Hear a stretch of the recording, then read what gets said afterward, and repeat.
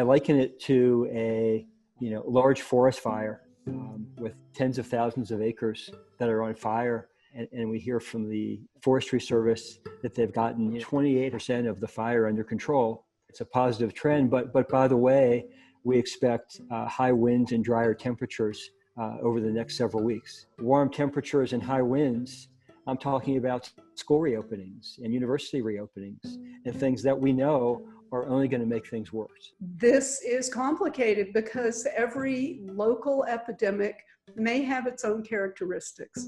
And so we see things happening in Muskogee County that are different than Chatham County or different than Northwest Georgia. And the problem is we don't have a strategy, a statewide strategy to really tackle these little epidemics, to get them under control, instead of being reactive and saying, oh my goodness, now we have a problem, let's call out a strike force. So I think what we really need is comprehensive planning for this epidemic. It needs to be multidisciplinary, and we really have not had that kind of a plan in Georgia. Are cases, in fact, going down?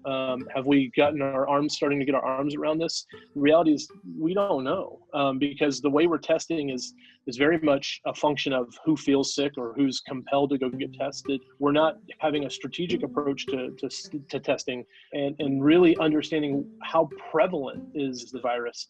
And because we're not doing that, anybody who says they know for certain that things are going well in the new case department because of testing doesn't know what they're talking about. It's really important that we're thinking not only about our own kind of needs, but also how our actions can affect others in the community. If everyone follows these guidelines of wearing a mask, social distancing, washing your hands, we can stop the spread of the virus without a shutdown. And that's what we're aiming to do.